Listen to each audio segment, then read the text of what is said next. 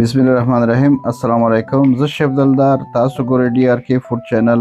نن زمونږ ریسیپي د گرین جوس یا د شنو سبزیانو جوس. که چیرته وورځئ دا جوس تاسو وڅښئ نو تاسو د فشار ګولۍ ته ضرورت نه لرئ چې ویې خورئ، ځکه چې د فشار ګولۍ او دا نورې دواګانې چې دي دا د یو مرض د ختمولو دپاره نه دي، مغه وخت کار کوي او نور بدن ته هر ځای ته نقصان رسوي.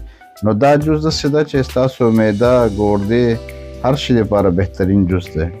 د شپږو رقمو نه زیات سبزیانې، شنې سبزیانې تاسو مکس کړئ چې تاسو سره هر رقم سبزي. سهار د ډوډۍ نه مخکې یو ګیلاس وڅښئ، حد اقل 1.5 ګرامه د دې جوس باید چې تاسو وڅښئ.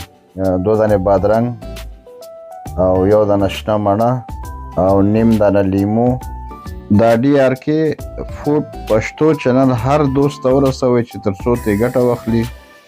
څه پالک او پودینه او شنه دانیا، مقصد خپل هغه اندازې پورې چې یو موټی واچوئ پکې. پودینه همدغه سبزیانې چې موږ سره وي همدغه موږ استفاده کړلی، لکه شنه دانیا، پودینه، ادرک. 10 ګرام ادرک دغه یو جګ کې ولیږي، تاسو کولی شئ لږ زیات و کم هم کوئ.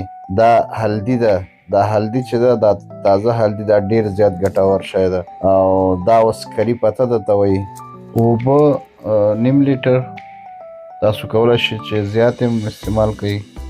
دا کوم بوټونه چې دا علاجونه کیږي دا ډیر ګټور دي، او کوم دوا چې موږ دواخانو نه اخلو ډاکټران یې لیکي، نو دغه د یو مرض علاج اصلي کې هغه وخت دپاره صحیح ده، خو نور مشکلات هم انسان ته جوړوي.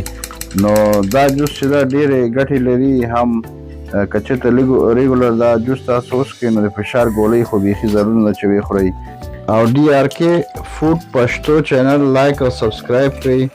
او موږ باید چې پښتو ته کار وکړو. پښتو ته کار بیخي نه ده شوی په انټرنیټ کې.